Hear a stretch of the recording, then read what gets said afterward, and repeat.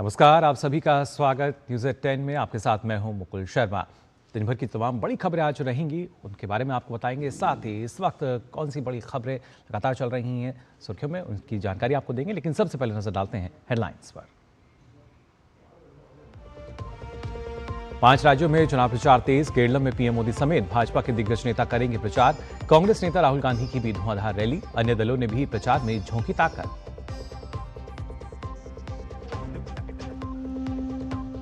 पश्चिम बंगाल में वोटरों को धमकाने के मामले में टीएमसी नेता राजू मंडल मुर्शिदाबाद में गिरफ्तार। मालदा हिंसा का मुख्य आरोपी मुफखरुल इस्लाम 14 दिन की पुलिस हिरासत में भेजा गया।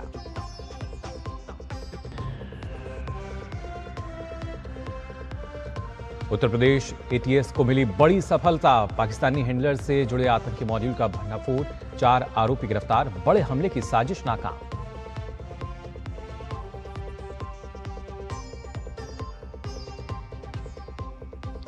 महाराष्ट्र के नासिक में दर्दनाक हादसा, कुएं में जा गिरी कार। एक ही परिवार के 9 लोगों की मौत, मरने वालों में 6 बच्चे शामिल।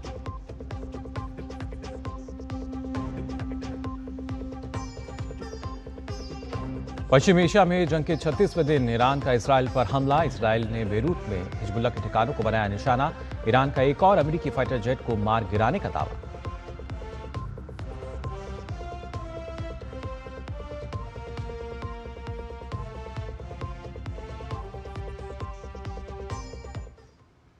और आइए न्यूज़ 10 की शुरुआत करते हैं चुनावी राज्य से जुड़ी खबरों के साथ। यानी सबसे पहले बात जनादेश की।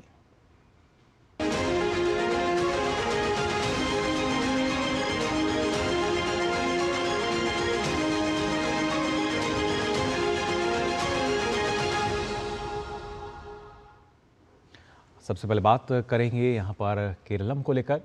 खासतौर से न सिर्फ केरलम बल्कि 5 राज्यों में चुनाव प्रचार चरम पर नजर आ रहा है।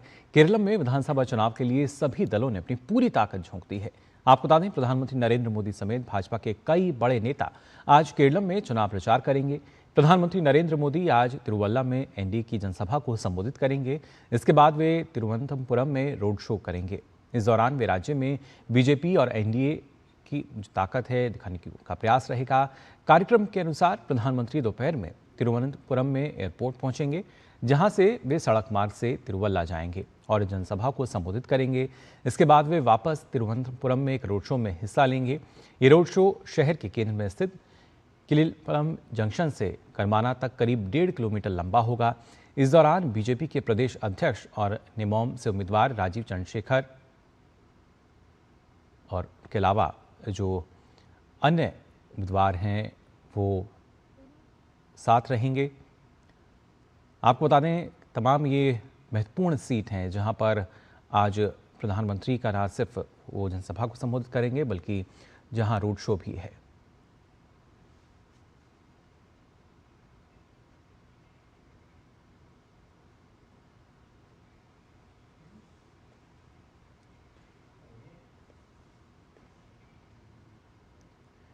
तो खासतौर से पीएम के केरलम मिशन की अगर बात की जाए तो प्रधानमंत्री आज केरलम में नजर आएंगे और उसके साथ साथ बीजेपी के कई वरिष्ठ नेता जो हैं वो भी वहाँ पर। सबसे महत्वपूर्ण जो उम्मीदवार हैं आज इनके लिए प्रधानमंत्री प्रचार करते हुए नजर आएंगे।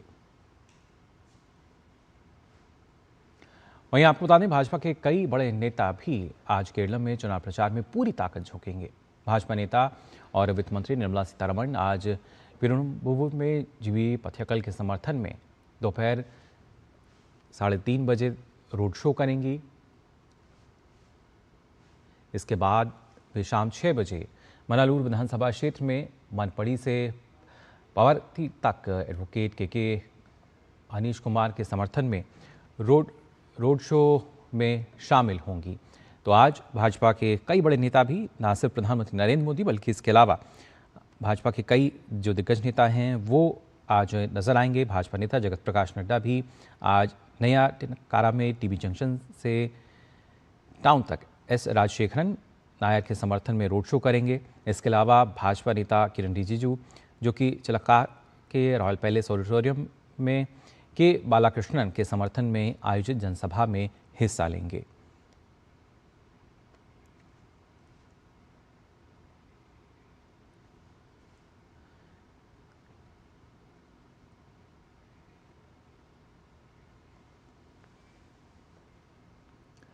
तो ना सिर्फ भाजपा बल्कि कांग्रेस की भी अगर बात की जाए तो कांग्रेस का भी प्रचार लगातार जारी नजर आ रहा है। और इसी कड़ी में अगर राहुल गांधी की हम बात करें तो राहुल गांधी भी केरलम में हमने देखा था इससे पहले भी किस तरीके से आज अल्पुजु में यूडीएफ के लिए वो प्रचार करेंगे। और ख़ासतौर से यूडीएफ के जो चुनावी वादे हैं, विशेष रूप से महिलाओं के लिए मुफ्त बस यात्रा और वरिष्ठ नागरिकों के लिए 3,000 रुपये मासिक सहायता की गारंटी पर भी कहीं ना कहीं राहुल गांधी का जो जोर है वो नजर आएगा। केरलम की अगर बात की जाए तो यूडीएफ ने यहां 100 सीटों की जीत का लक्ष्य रखा है। इसके साथ साथ और भी जो कांग्रेस के नेता हैं वो चुनावी मैदान में यहां पर प्रचार करते नजर आएंगे, लेकिन राहुल गांधी कांग्रेस नेता जिनकी आज केरलम में रैली भी होगी।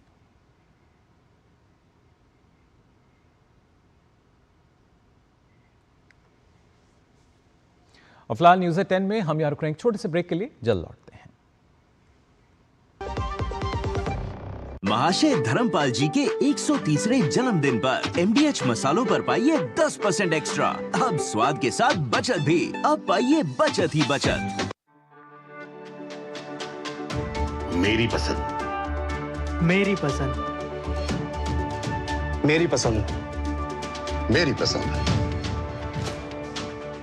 हमारी पसंद, हम सबकी पसंद। मजबूत देश का मजबूत सरिया हो गया स्टील।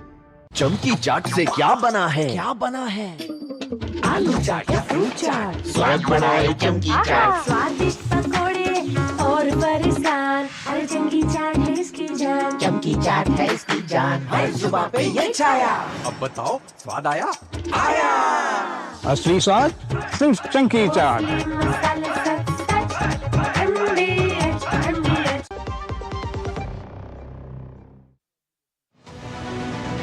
इस हफ्ते डिफेंस डायनेमिक्स में भारत ने 2.38 लाख करोड़ रुपए के बड़े डिफेंस पुश के साथ सैन्य आधुनिकीकरण को दी तेज रफ्तार। आसमान में मिग-29 अपग्रेड के साथ advance short range air to air मिसाइलें क्लोज कॉम्बैट क्षमता को करेंगी और मजबूत। जमीन पर प्रहार लाइट मशीन गन से बढ़ेगी इन्फेंट्री की फायर पावर और मोबिलिटी। देखिए पूरी रिपोर्ट इस शनिवार शाम 7 बजे सिर्फ डीडी न्यूज पर।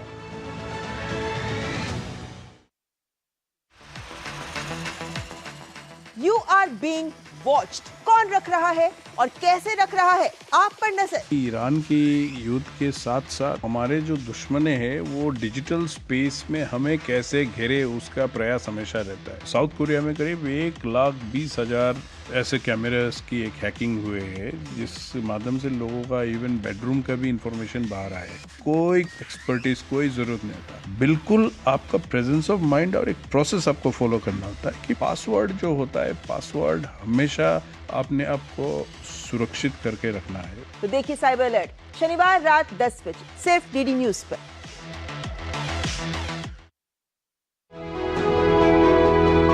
हमारी आज की सभी का एक बार फिर स्वागत न्यूज़ 10 में। आइए खबरों में आगे बढ़ते हैं। ब्रेक पे जाने से पहले आपने जाना किस तरीके से बीजेपी और कांग्रेस जो है लगातार केरल में चुनाव प्रचार कर रहे हैं, लेकिन इसी कड़ी में अगर बात की जाए एलडीएफ की भी तो लगातार वहां पर चुनाव प्रचार जो है नजर आ रहा है। माकपा महासचिव MA बेबी आज कोट्यम में चुनाव प्रचार करेंगे और साथ ही लक्ष्य रखा है। वहीं अब बात कर लेते हैं असम की भी। असम में चुनावी सरगर्मी अपने चरम पर नजर आ रही है। भाजपा अध्यक्ष नितिन नवीन आज असम में लगातार दूसरे दिन चुनावी जनसभाएं करेंगे। वे आज दोपहर को असम के सिलचर में रैली करेंगे।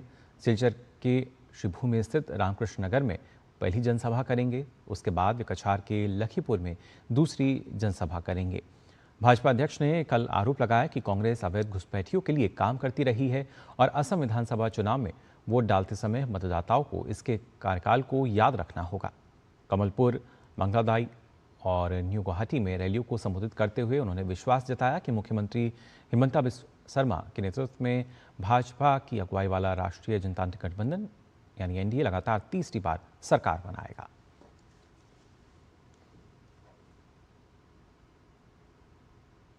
और बात कर लेते हैं पश्चिम बंगाल की भी, जहां पर चुनाव आयोग के आदेश पर पुलिस ने मुर्शिदाबाद से टीएमसी नेता राजू मंडल को गिरफ्तार किया है।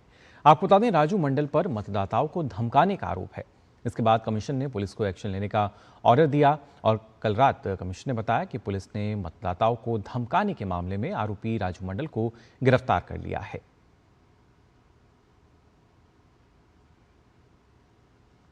इसके साथ ही पश्चिम बंगाल में विशेष अदालत ने मालदा जिले के कालियाचौक घटना के अभियुक्त मुफरुल इस्लाम को 14 दिन और अकरमुल अगानी को 6 दिन की पुलिस हिरासत में भेजने का निर्देश दिया है।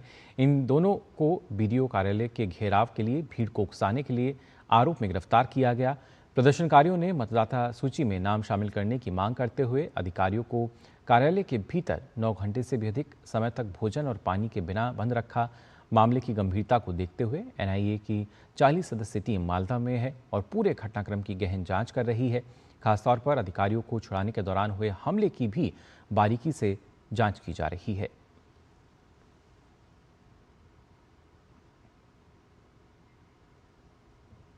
और पश्चिम बंगाल के बहरामपुर विधानसभा क्षेत्र से कांग्रेस उम्मीदवार अधीर रंजन चौधरी ने मालदा की घटना पर कहा कि अगर सही ढंग से जांच की जाए तो सच सामने आ सकता है।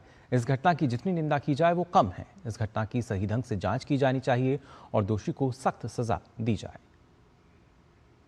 सही ढंग से अगर तफ्तीश किया जाए तो दूध का दूध और पानी की पानी सबको सामने उजागर हो सकते हैं। बंगाल में ऐसा कोई हिम्मत वाले नहीं होते हैं जो बिना सरकारी मदद कोई हिंसक घटना को अंजाम दे सकते। ये घटना की तफ्तीश हो और दोषी को सिर्फ निकाले नहीं, सख्त सख्त सजा की इंतजाम किया जाए। और बात करते हैं उत्तर प्रदेश की, जहां एटीएस ने एक बड़ी साजिश का खुलासा करते हुए पाकिस्तान से संचालित एक संदिग्ध नेटवर्क से जुड़े 4 आरोपियों को गिरफ्तार किया है। गिरफ्तार आरोपियों की पहचान मेरठ निवासी साकिब उर्फ डेविल और अरबाब और गौतम बुद्ध नगर जिले निवासी विकास गहलावत उर्फ रौनक और लोकेश उर्फ पपला पंडित उर्फ बाबू उर्फ संजू के रूप में हुई है। गिरोह के सदस्य देश के प्रतिष्ठित संस्थानों, रेलवे सिग्नल बॉक्स और गैस सिलेंडर से भरे ट्रकों को निशाना बनाने की योजना बना रहे थे। साथ ही राजनीतिक व्यक्तियों की रेकी कर उनकी जानकारी पाकिस्तान तक पहुंचाई जा रही थी। इसके बदले आरोपियों को क्यूआर कोड के माध्यम से पैसे मिलते थे। एटीएस के अनुसार आरोपियों ने गाजियाबाद, अलीगढ़ और लखनऊ में कई स्थानों की रेकी की थी और कुछ जगहों पर छोटी आगजनी की घटनाएं भी की थीं, जिनके वीडियो पाकिस्तानी हैंडलर्स को भेजे गए। 2 अप्रैल 2026 को ये गिरोह लखनऊ रेलवे स्टेशन के पास रेलवे सिग्नल और अन्य संपत्तियों को नुकसान पहुंचाने की बड़ी साजिश को अंजाम देने वाला था, लेकिन इससे पहले ही एटीएस टीम ने मौके पर पहुंचकर सभी आरोपियों को गिरफ्तार कर लिया। और बात करते हैं महाराष्ट्र के नासिक जिले की, जहां से एक दर्दनाक हादसा सामने आया है। डिंडोरी के शिवाजी नगर इलाके में कल रात एक कार पानी से भरे कुएं में जा गिरी, जिससे एक ही परिवार के 9 लोगों की मौके पर ही मौत हो गई। जानकारी के अनुसार सभी लोग एक कार्यक्रम में शामिल होकर देर रात अपने घर लौट रहे थे। इसी दौरान रास्ते में अचानक ड्राइवर का वाहन से नियंत्रण हट गया और कार सीधे कुएं में जा गिरी। कुआं पानी से भरा होने के कारण किसी को बचने का मौका नहीं मिला। घटना की सूचना मिलते ही स्थानीय लोग और पुलिस मौके पर पहुंचे और राहत और बचाव कार्य शुरू भी किया गया। काफ़ी मशक्कत के बाद कार को कुएं से बाहर निकाला गया, लेकिन तब तक सभी की जान जा चुकी थी। डिंडोरी पुलिस ने मामला दर्ज कर लिया और हादसे के कारणों की जांच शुरू कर दी गई है। आपको बता दें, रेलवे मंत्री अश्विनी वैष्णव ने भारतीय रेलवे की उपलब्धियों को लेकर महत्वपूर्ण जानकारी साझा की है। उन्होंने बताया कि कुल 6,677 LHV कोचों का निर्माण किया गया है, जिससे बड़े पैमाने पर यात्रियों की सुरक्षा और आराम में उल्लेखनीय सुधार हुआ है।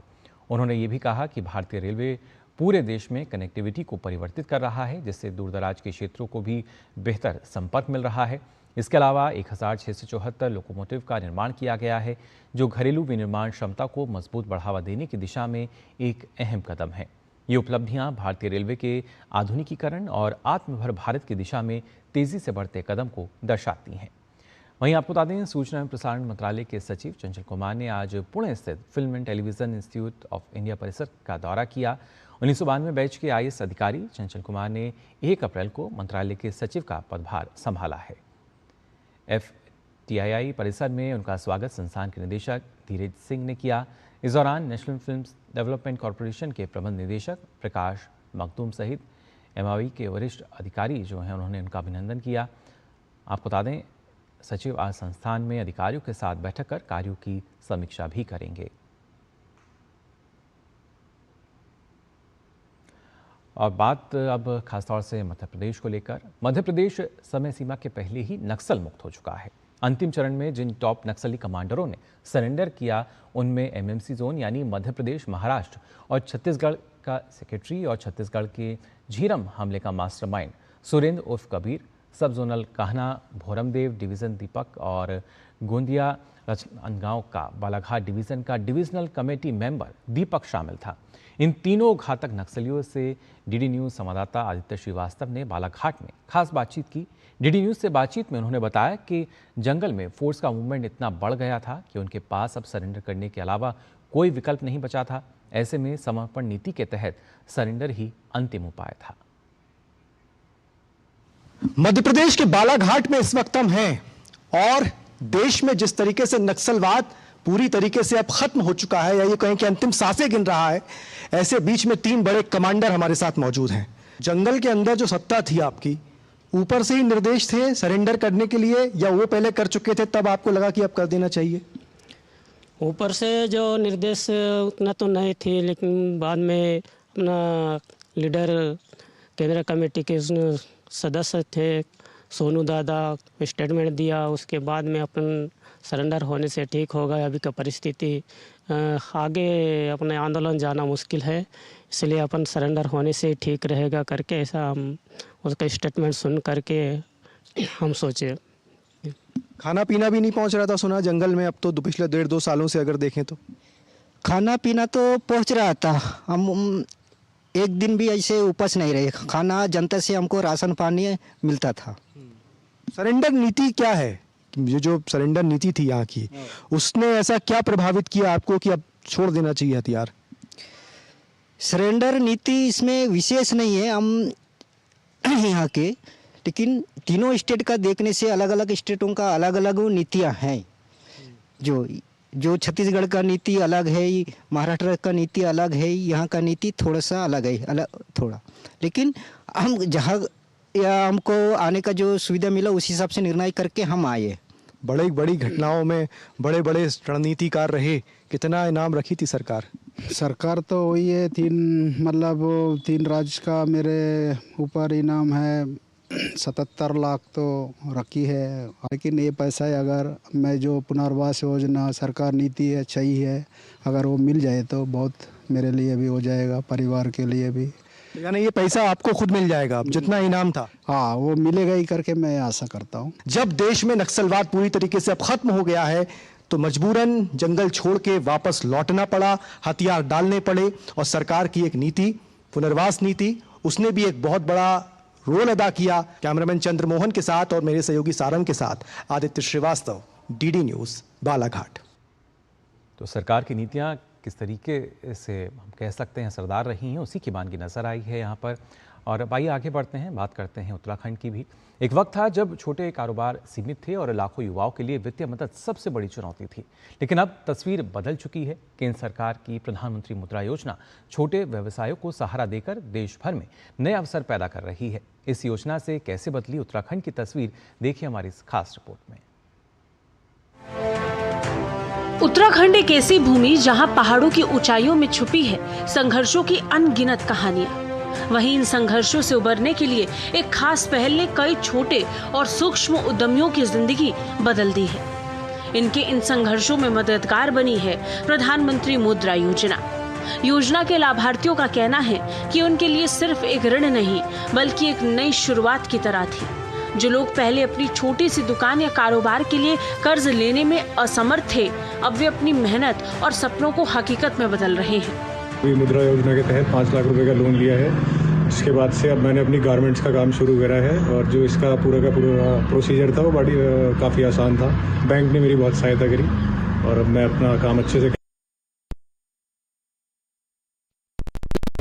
मुझे काफ़ी अच्छा प्रोसेस है। मैंने मुद्रा योजना से लोन लिया है और आज मैंने फिर एक अपनी कार्ड खोल ली है। बस यहाँ पे बढ़िया काम चलता है, 6 महीने हो गए कार्ड खोले हुए। जानकारी मिली कि जो मुद्रा योजना सरकार दे रही है, इसमें 10,000 से लेके 10 लाख तक, 20 लाख तक, जितनी आपकी जैसी योजना का स्वरूप है अब ले सकता बिना गारंटी के।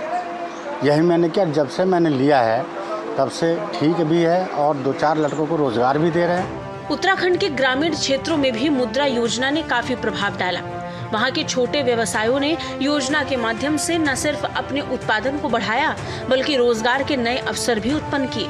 तो मुझे पता चला कि सरकार की तरफ से कोई मुद्रा लोन की योजना चल रही है, जिसके लिए मैंने अप्लाई किया और मुझे मिल गया और उससे मुझे काफ़ी फ़ायदा हुआ है।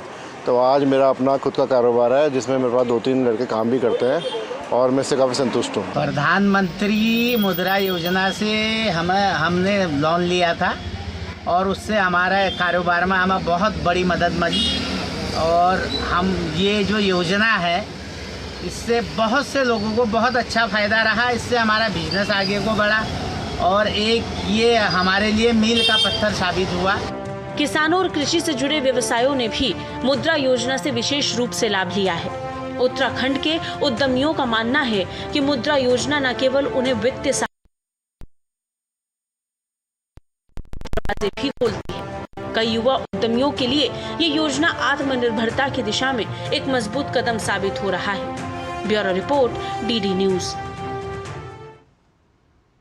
और बलानी के चंद्रकांत सोना ने प्रधानमंत्री मुद्रा योजना का लाभ उठाकर अपने व्यवसाय को नई ऊंचाई दी। उन्होंने अपने सीमेंट कारोबार सोना ट्रेडर्स के लिए प्रधानमंत्री मुद्रा योजना के तहत 11 लाख रुपए का लोन लिया। इस लोन को उन्होंने अपने व्यवसाय के विस्तार और निवेश में इस्तेमाल किया। सोना ट्रेडर्स ಅಂತ ನನ್ನ ಸಿಮೆಂಟ್ ಡೀಲರ್‌ಶಿಪ್ ಇದೆ ನಂದು। ನಾನು ರಿಟೇಲ್ ಮತ್ತು ಹೋಲ್ಸೇಲ್ ಆಗಿ ಸಿಮೆಂಟ್ ಬಿಸ್ನೆಸ್ ಕಳೆದ ಒಂದು 20 ವರ್ಷದಿಂದ ಮಾಡ್ತಾ ಇದ್ದೀವಿ। ಇತ್ತೀಚಿನ ದಿನಗಳಲ್ಲಿ ನಾನು 2024ರಲ್ಲಿ ಸ್ಟೇಟ್ ಬ್ಯಾಂಕ್ ಆಫ್ ಇಂಡಿಯಾ ವತಿಯಿಂದ ಮುದ್ರಾ ಯೋಜನೆಯಲ್ಲಿ ನಾನು 11 ಲಕ್ಷ ರೂಪಾಯಿ ಲೋನ್ ತೊಗೊಂಡಿದ್ದೆ। ನನ್ನ ಟರ್ನ್ ಓವರ್ ಮೇಲೆ ನೋಡಿ ಅವರು 9.5ಗೆ ರಿಡ್ಯೂಸ್ ಮಾಡಿ ಈಗ ಅದನ್ನು ಟರ್ಮ್ ಲೋನ್ ಆಗಿ ಮಾಡಿದ್ದಾರೆ। ಈಗ ನನ್ನ ಲೋನ್ ಮುಖಾಂತರ ನಾನು ಕಡಿಮೆ ಇಂಟ್ರೆಸ್ಟ್ನಲ್ಲಿ ನಾನು ಲೋನ್ ತೊಗೊಂಡು ಈ ನನಗೆ ಭಾಳ ಒಂದು ಪ್ರೋತ್ಸಾಹ ಬಿಸ್ನೆಸ್ಸಿಗೆ ಸಿಕ್ಕಿದೆ। ಇದೇ ಥರ ಕೇಂದ್ರ ಸರ್ಕಾರವು ಕೊರೋನಾ ಪೀರಿಯಡಲ್ಲಿ ನಮಗೆ ಕಾಲ್ ಮಾಡಿ ನಿಮಗೆ ಈ ಬಿಸ್ನೆಸ್ಸಿಗೆ ಲೋನ್ ಕೊಟ್ಟಿದ್ರು ಅವರು 2.5 ಲಕ್ಷ। ಅದನ್ನು ಮಾಡಿಗೇಜ್ ಮಾಡಲಿಕ್ಕೆ ಈ ಕೊರೋನಾ ಪೀರಿಯಡಲ್ಲಿ ಆಗೋದಿಲ್ಲ, ಕೊರೋನಾ ಮುಗಿದ ಮೇಲೆ ಅದನ್ನು ಮಾಡಿಗೇಜ್ ಮಾಡಿಕೊಂಡ್ರು। कैंसर के इलाज में भारत ने एक बड़ी वैज्ञानिक उपलब्धि हासिल की है। 2 साल पहले आज ही के दिन मुंबई में देश की पहली स्वदेशी जीन थेरेपी लॉन्च की गई थी। कार्टी सेल जीन थेरेपी नेक्सा-19 नाम की ये तकनीक अब कैंसर मरीजों के लिए नई उम्मीद बनकर सामने आई है। कम लागत और बेहतर प्रभाव के कारण ये थेरेपी अब अंतर्राष्ट्रीय स्तर पर भी ध्यान आकर्षित कर रही है। आइए देखिए हमारी खास रिपोर्ट। साल 2024 में भारत ने कैंसर उपचार के क्षेत्र में एक ऐतिहासिक कदम उठाया जब देश की पहली स्वदेशी जीन थेरेपी लॉन्च की गई। इस अत्याधुनिक तकनीक इस शोध का नेतृत्व वैज्ञानिक और उनकी टीम ने किया। 2 साल में ये थेरेपी खास तौर पर ब्लड कैंसर जैसे ल्यूकेमिया और लिम्फोमा के इलाज में प्रभावी साबित हो रही है। ये कार्टी सेल थेरेपी जो अभी हम इस्तेमाल करते हैं ये ऐसे मरीजों में यूज़ करते हैं जिनका जो नॉर्मल कीमोथेरेपी देने के बाद भी बीमारी लौट के आ गई है या जिस पे कीमोथेरेपी ने काम नहीं किया है। तो इन मरीजों में जनरली औसतन हम जो रिस्पांस देखते हैं जनरली कुछ महीनों तक ही बीमारी काबू में रहती है। तो वैसे मरीजों में लगभग हमने देखा कि 50 से 60% मरीजों में बीमारी ठीक हुई है। इस तकनीक की सबसे बड़ी खासियत इसकी कम लागत है। विदेशों में CAR-T थेरेपी की कीमत कई करोड़ रुपए तक होती है, जबकि भारत में विकसित ये थेरेपी उससे काफी कम कीमत पर उपलब्ध कराई जाती है। इसी वजह से अब विदेशों से भी मरीज भारत आकर इस इलाज का लाभ लेने लगे हैं। पिछले 2 वर्षों में इस थेरेपी के परिणाम उत्साहजनक रहे हैं। कई मरीजों में बीमारी के लक्षणों में उल्लेखनीय सुधार देखा गया है और कई मामलों में लंबे समय तक रोग नियंत्रण संभव हुआ है। पूरे देश में यदि आप देखेंगे सारे कोने पूरे देश के 90 से ज़्यादा हॉस्पिटल ऐसे हैं और जहाँ से 300 से ज़्यादा डॉक्टर जिन्होंने इस थेरेपी का एटलीस्ट एक बार यूज़ किया है। उन्हें 700 के आसपास पेशेंट किए हैं पूरे देश में इन पिछले 2 से 2.5 साल में। अब वैज्ञानिक इस थेरेपी को और बेहतर बनाने की दिशा में काम कर रहे हैं। आर्टिफिशियल इंटेलिजेंस यानी AI और उन्नत बायोटेक्नोलॉजी की मदद से इसे और अधिक सटीक, प्रभावी और किफायती बनाने पर शोध कर रही है। हम कैसे सही पेशेंट का चुनाव कर पाए, जिससे जो भी पेशेंट इस थेरेपी का इस्तेमाल करता है उसे ज़्यादा से ज़्यादा फ़ायदा हो पाए और उसकी टॉक्सिसिटीज़ और जो भी एडवर्स इवेंट्स होते हैं उनको हम पहले से ही प्रिडिक्ट करके उस पर सही एक्शन ले पाए। विशेषज्ञों का मानना है कि आने वाले समय में एआई की मदद से इस थेरेपी की लागत और कम की जा सकेगी और इसकी प्रभावशीलता भी बढ़ेगी। इससे न केवल भारत के मरीजों को फायदा होगा, बल्कि वैश्विक स्तर पर भी भारत जीन थेरेपी के क्षेत्र में अग्रणी भूमिका निभा सकेगा। 2 साल पहले शुरू हुई ये स्वदेशी जीन थेरेपी आज भारत की वैज्ञानिक क्षमता और किफायती स्वास्थ्य सेवा का उदाहरण बन चुकी है और उम्मीद है कि आने वाले वर्षों में ये तकनीक दुनिया भर के कैंसर मरीजों के लिए नई उम्मीद लेकर आएगी। Bureau report, DD news. आपको बता दें, नेपाल के काठमांडू में नेपाल प्रतिनिधि सभा में राष्ट्रीय स्वतंत्र पार्टी ने अपने उपाध्यक्ष डोल प्रसाद आर्याल को प्रतिनिधि सभा के स्पीकर पद का उम्मीदवार बनाया है। इस बैठक में पार्टी अध्यक्ष रवि लामिछाने ने आर्याल की उम्मीदवारी का प्रस्ताव रखा। प्रतिनिधि सभा की अगली बैठक 5 अप्रैल को सुबह 11 बजे आयोजित की जाएगी, जिसमें नए स्पीकर का चुनाव होगा।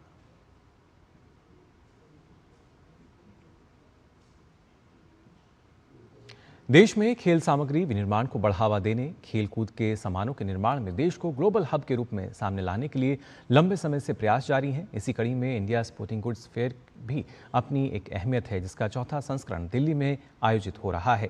आप देखिए हमारी एक खास रिपोर्ट। मुझे दीजिए अनुमति। नमस्कार।